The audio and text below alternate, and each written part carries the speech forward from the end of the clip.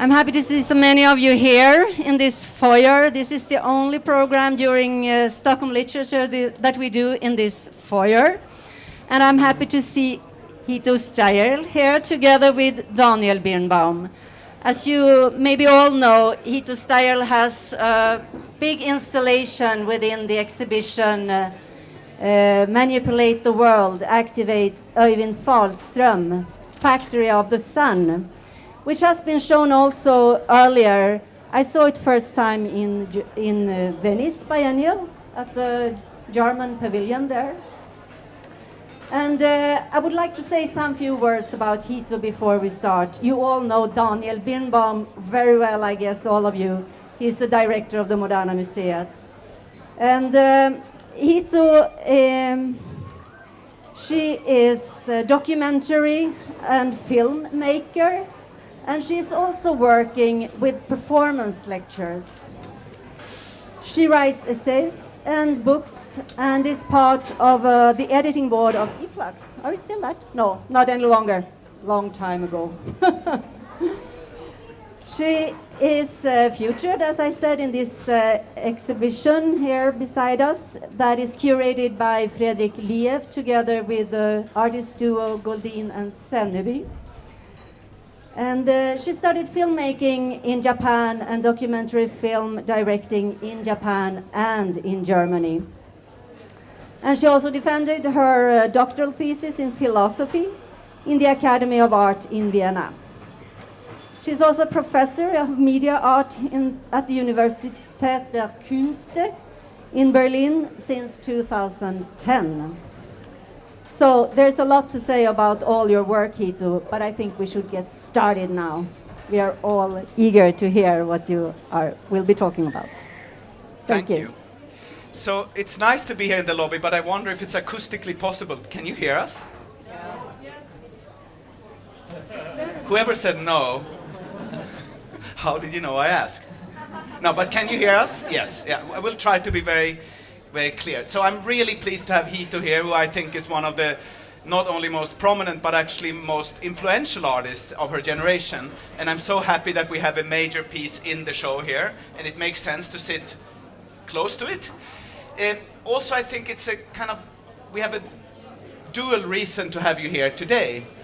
It's of course because you're in the exhibition and you have this big work at the center of everything, but also today is a big day for the literary world, and you are an unusual artist in many ways. It used to maybe be more common that people were painters and writers and poets, and you know, Fahlström, who is the starting point for this exhibition, is an example in this country. He was a leading visual artist, one of the most well-known from this country.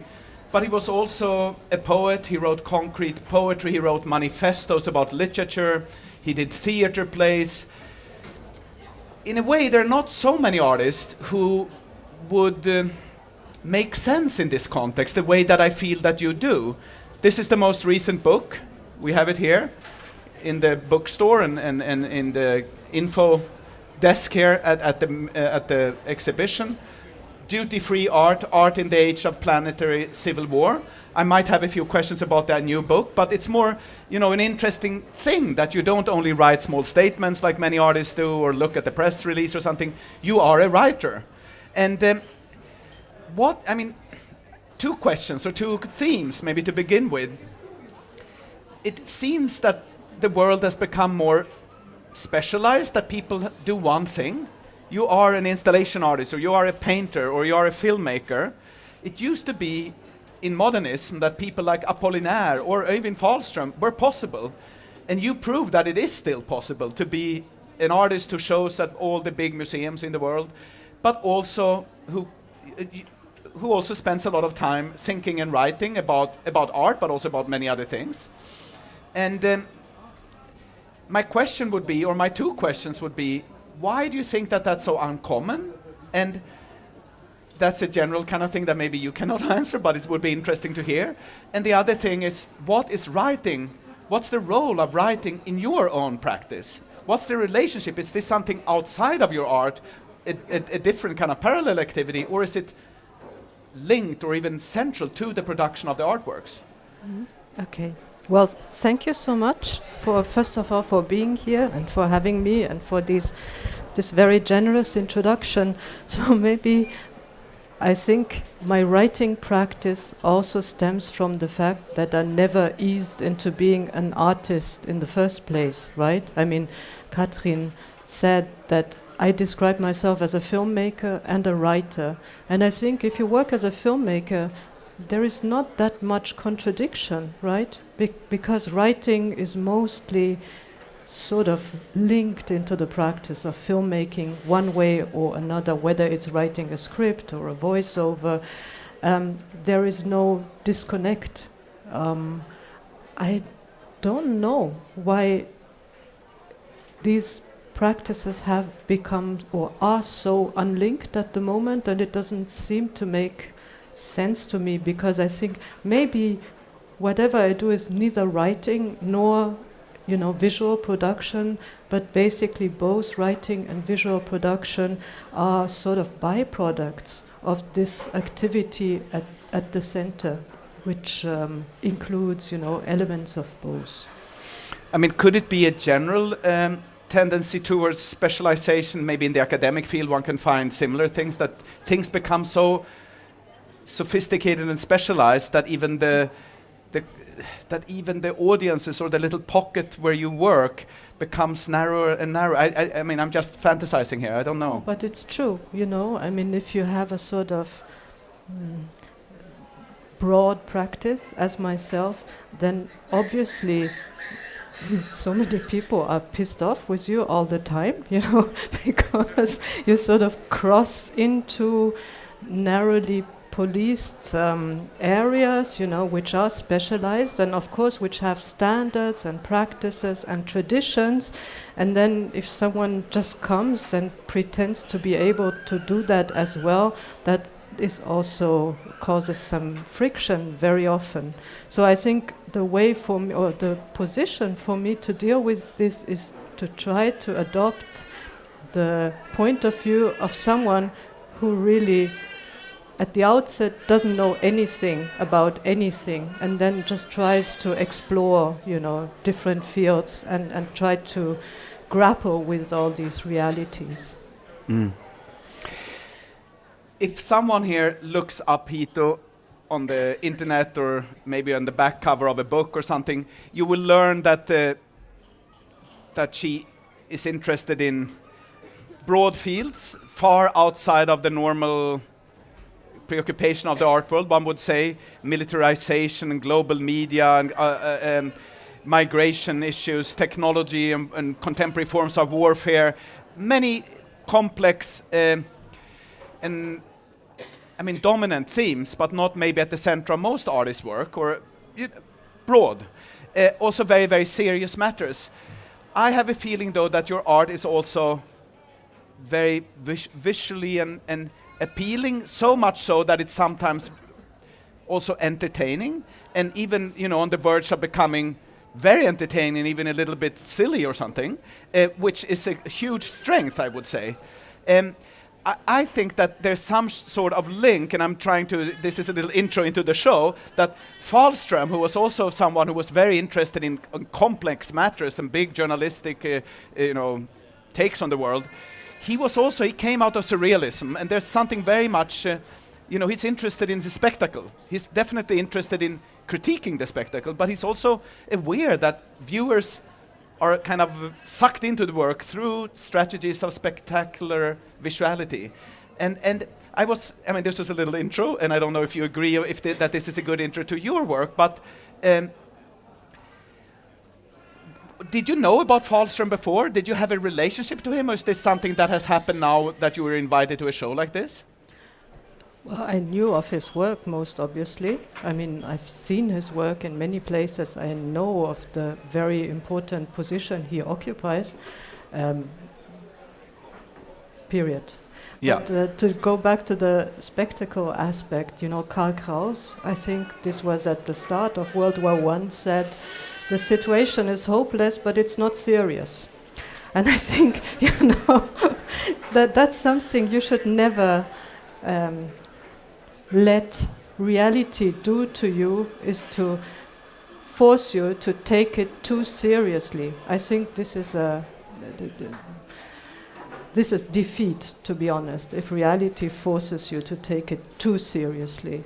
And I think that in a way, all of what you're talking about can be really narrowed down to one single preoccupation, to try to face reality and the way it's being made today. And of course, this involves all these different fields, technology, warfare, art, whatever, comes my way.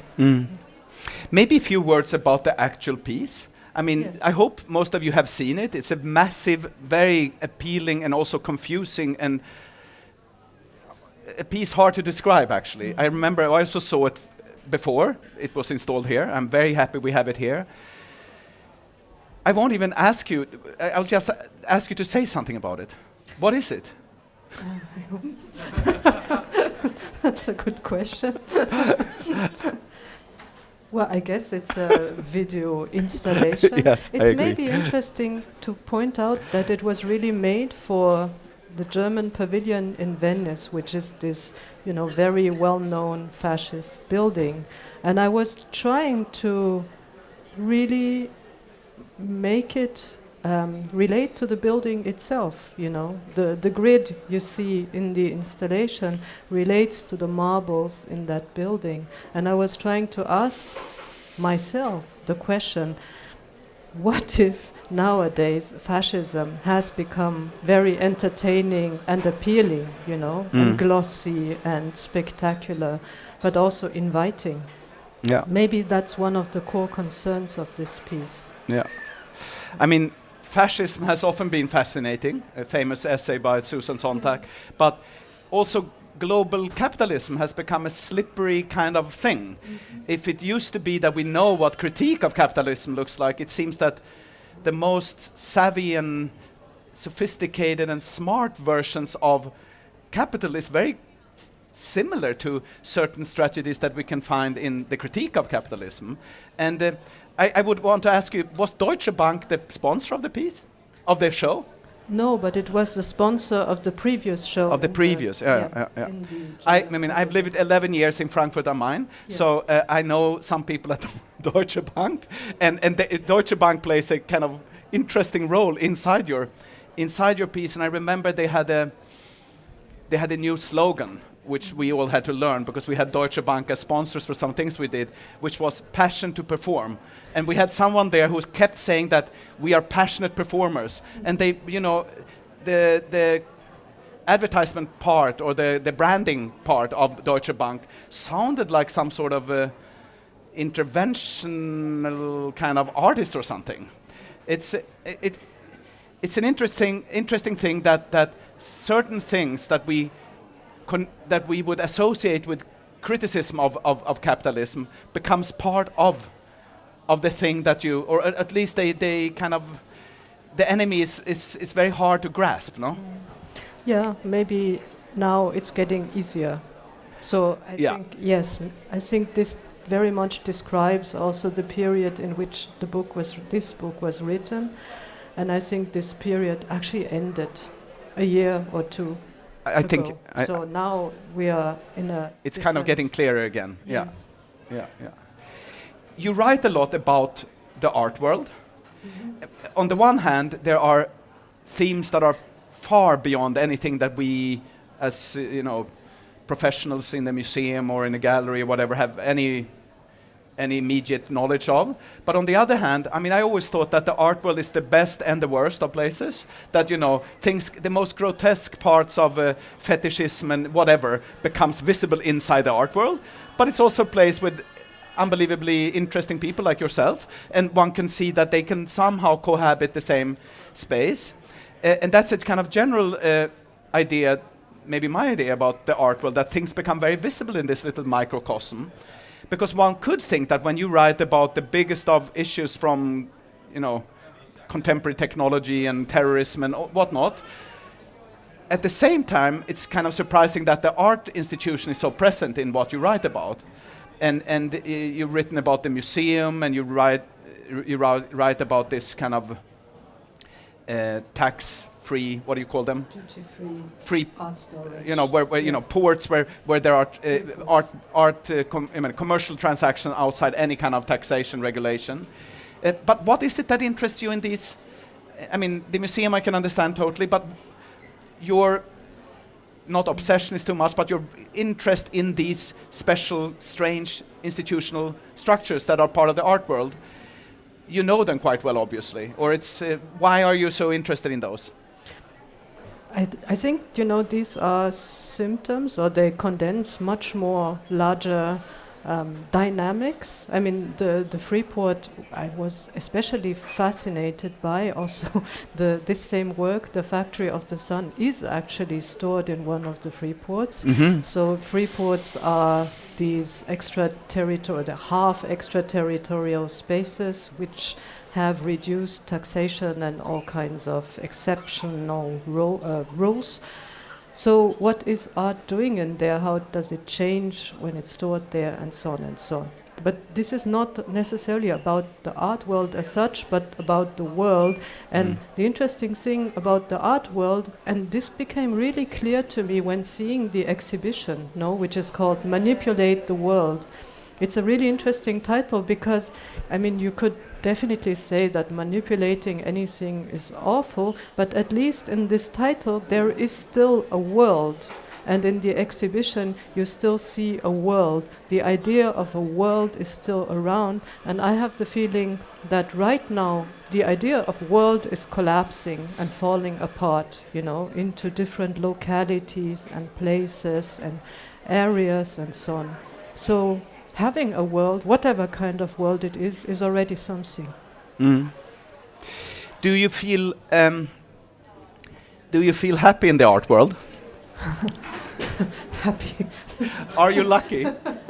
No, but are you often thinking that you want to be in some other environment rather than in the where you're sitting right now, for instance? No, I mean any kind of world is fine as long as it's a world. You know? I mean, your description, it's at the very beginning of this book. You have an extreme description of the super contemporary art museum, the museum that has, you know, become a little pocket of high tech. Respondent technology kind of place where everything is commercialized and also governed by some sort of surveillance machinery. You know, the boundaries of the museum have become fuzzy. They extend from pumping the audience for tweets to a future of neuro-curating in which paintings will survey their audience via facial recognition and eye tracking to check whether the paintings are popular enough or whether anyone is behaving suspiciously.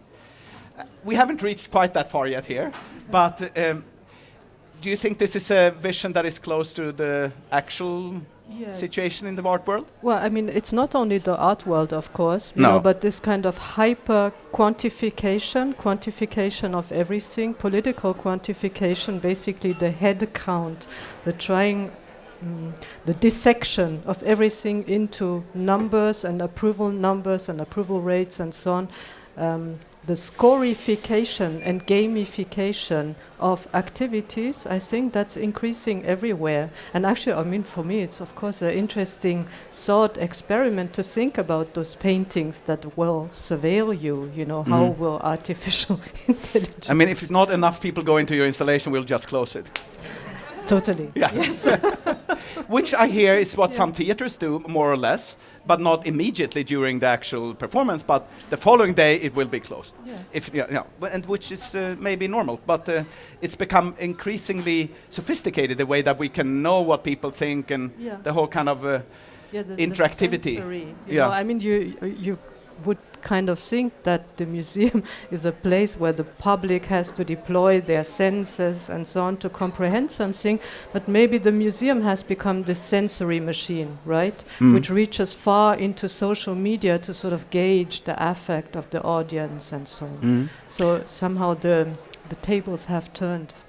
Which is also a way to say that certain ideas of interactivity or so that used to be seen as radical tools for some sort of criticism or criticality now has become the basis for a hyper-commercial kind of approach to everything. Yes, I mean, I was just writing just a very little paragraph on this idea of being out of touch, you know. This has become like the standard criticism against, you know, people which are seen as liberal elites or even leftists. So out of touch is a sort of generic insult now. But what does it mean to be out of touch? It just means not to constantly harass anyone with, you know, trying to get in touch, to, you know, grow people, to try to pump them for engagement and interactivity and so on. It just means a little civilized distance. So in that sense, I'm really for the out of touch paradigm.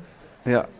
And yet you are not so out of touch with our contemporary moment. I thought about, I mean, this is not I'm not now turning this as a form of criticism. I was just thinking, there are three interesting statements about your book, and I liked what Boris Groys, the Russian philosopher, writes, because I agree. I mean, he talks about the fact that you're so much part of our moment. That, I mean, if you look at this piece, we will learn, or we will at least, we will see drones. There are ideas about super high-tech avatar-like possibilities in technology, terrorism, all the kind of things that dominate our moment in a rather unpleasant way, but still. And there's, I mean, Boris writes, the highest duty of theory and art is to grasp and articulate their own time. In our time, Hito Steyerl fulfills this duty like nobody else. Her investigations of the fate of images and words in the age of their global circulation are always focused and precise, but also adventurous, unexpected, and fascinating. And this is pure praise, but I will add one thing, and this is, I mean, what I really admire with you is the curiosity and your will to try to understand all these things. And do you agree with what Boris says, that the highest duty of theory and art is to grasp and articulate their own time? Actually, I really do, but yeah. Because I somehow also have the feeling that I'm not maybe writing for the contemporary audience, but for future audience that will want to know, you know, what was going on. Yeah, what was going on. Because I think if you adopt this point of view of audience that is not contemporary, there won't be a lot of value, you know, if I was trying to comprehend, let's say, the 20th century or the 18th from the perspective of the 21st. I mean, sure, it needs to be done for a contemporary audience, you know, but if you think about any kind of other audience, even one from way past, let's say, I mean, just as an experiment, I think the main value historically is to try to describe or to even try to figure out the things that happen. Mm. I mean, all artists are interested in what's going on, and many artists are a part of our moment, but I kind of agree with what Boris writes, that if you're interested in WikiLeaks and strange museum projects in Syria and drones and global terrorism, there are very few artists who try to build artworks around all these things. So it's, do you think it has to do with your intellectual background as a philosophy student, and or what is it? Just happens to be your approach? You know, the writing I really admire is the one of medieval chroniclers. You know, for every day there is one entry. The weather was bad. A pig died. You know, in a way I'm trying to do something similar. Mm. Now I'll ask a very silly question, and you can tell me why it's silly or answer it. We said we were going to talk about technology and how it, you know, influences us as human beings in our society. Do you think that the biggest impact on our lives and how our civilization develops, do you think it comes from technology, money, or some sort of free imagination, fantasy, innovation? I think, of course, all of them. I mean, they are inextricably woven into one another. But I think that technology is basically the area in which all the problems are displays that cannot be solved somehow, no? So they all end up being pushed into technology. So if people cannot manage to sort of sort out how to live together, this becomes a problem for technology. So basically it becomes this repository for all the, pressing problems. So if people cannot, I don't know, manage to have a fair economy, then they will come up with the blockchain to solve it, on their behalf. But this is why it's so interesting, not in itself, but because it shows, like under a microscope, the unsolved problems between people. And I think that's also very interesting development in technology right now, that especially with social media but also with the blockchain, there is this kind of automation of the relation between people happening. So automation not only concerns, the labor that people do, manual labor being performed by robots and so on, but the way that people relate to one another and talk to one another, that is being automated now at a breathtaking speed. How would you say that these relatively novel technologies have changed your way of working? I mean, when you started as a young filmmaker, you were already doing these kind of, or the first things I know of yours are kind of visual essays, or collage, like a little bit, and I remember a colleague of mine when I used to also be an art school person, and a close colleague was Mark Leckie, who I don't think is close to your art, but he shares certain problems, certain issues, certain ways of working. And he said that everything changed. I mean, his early things that he did in the late 1990s, already 20 years ago, took months. He did, collage, like his most famous piece is this Fiorucci video, and it took him infinite numbers of letters to BBC to get the right clips from dance. It's a dance collage, and now he says it's all there. You just Google it and you find it on YouTube, and it's it became almost too easy. He had to change his way of working.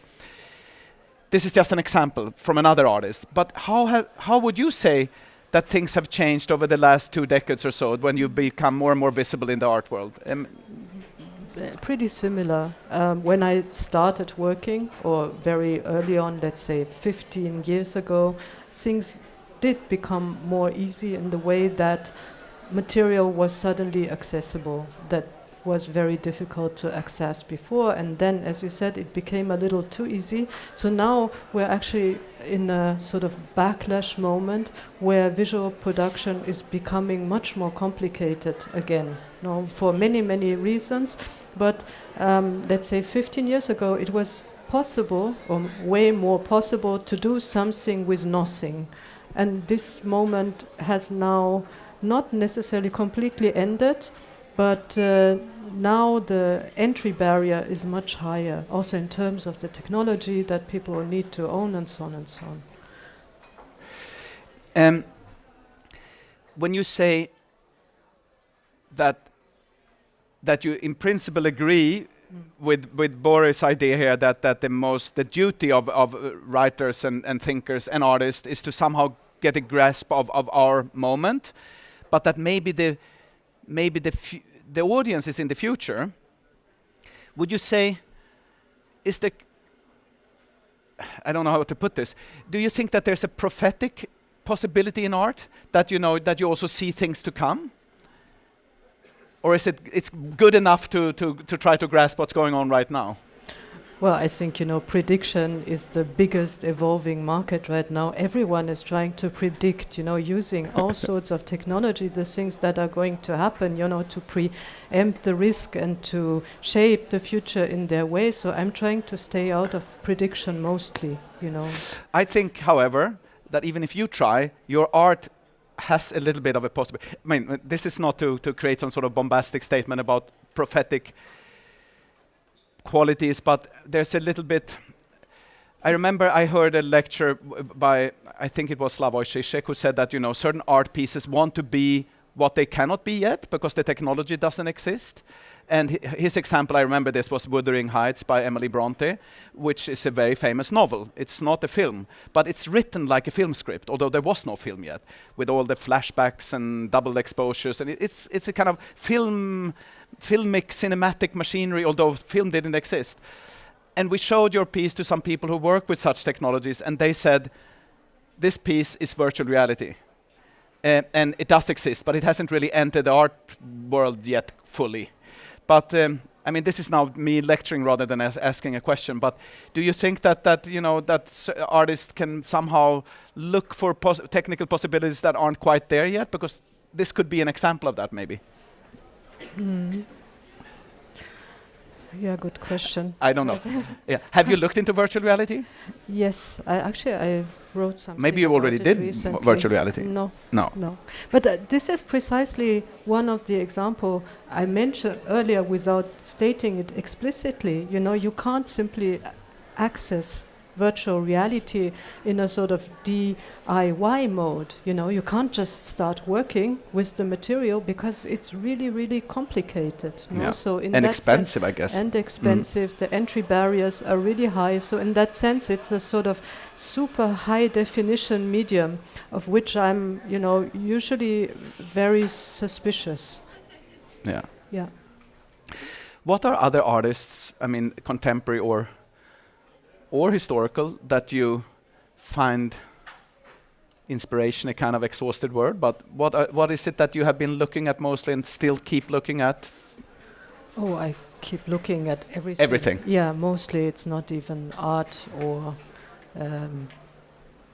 or film. But in the, let's say in the more narrow sense of contemporary circles of people, do you feel that you're part of some sort of movement group, or would they be just friends or people working in radically different fields? Or no, I mean, of course, there's people that I work a lot with, you know, and we are exchanging ideas, and that is very beneficial. And sometimes also very silly, because this also seems to be part of my work. So, for example, one of the artists I share a lot with is Trevor Paglen. We appear a lot in each other's work. I appear in Trevor's latest work under the guise of being machine-readable Hito.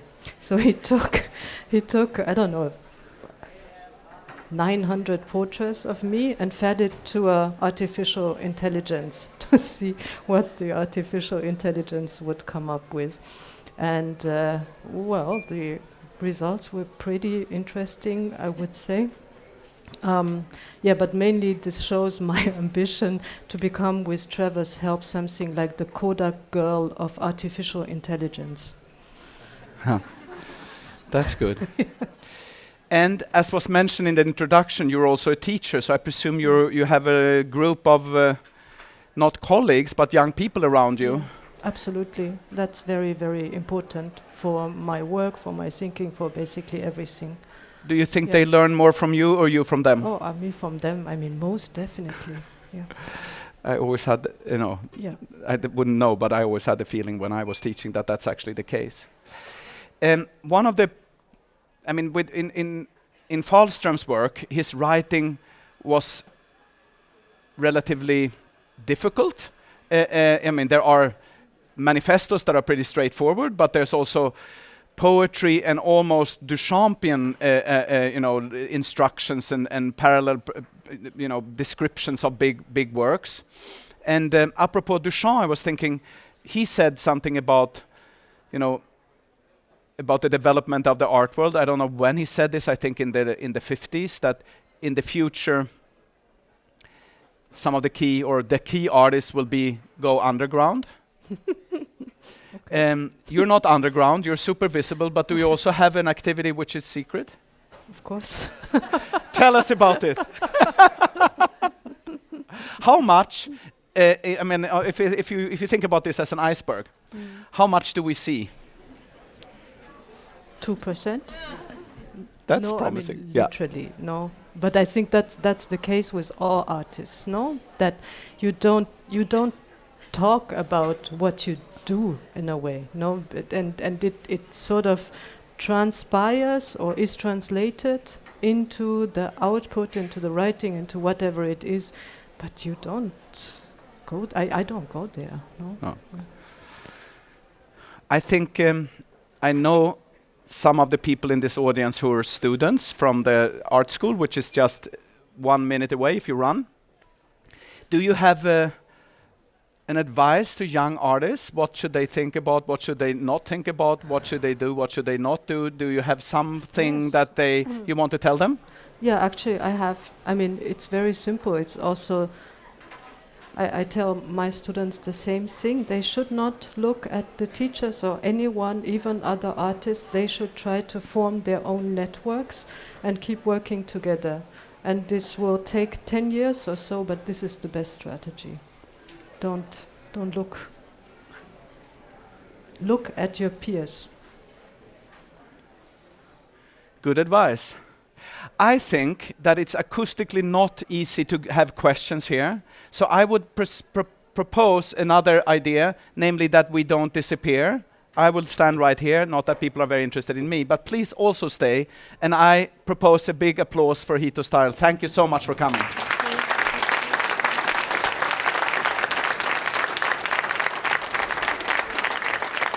Thank you so much. And we'll be right here if someone has a comment or question.